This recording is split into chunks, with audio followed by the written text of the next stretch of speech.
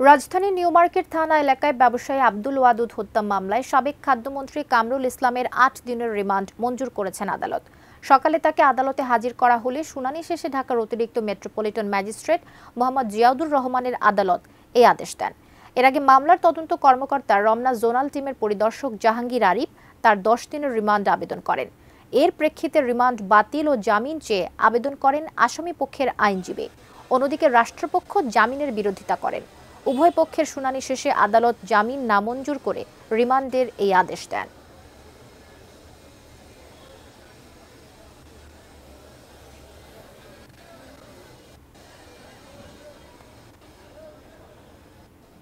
বৈষম্য ছাত্র আন্দোলনে নিউ মার্কেট ১ নম্বর গেটে যুবলীগ, ছাত্রলীগ, আওয়ামী লীগ গুলি করে আক্রমণ করে।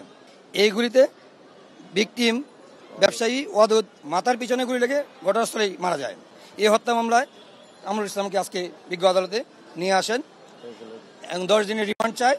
বিজ্ঞ আদালত আসামি পক্ষের আইনজীবীদের কথা শুনেন, রিমান্ড বাতিলের প্রার্থনা করেন তারা এবং জামিন শুনানি করেন। বিজ্ঞ আদালত সন্তুষ্ট হয়ে ৮ দিনের রিমান্ড মঞ্জুর করেন।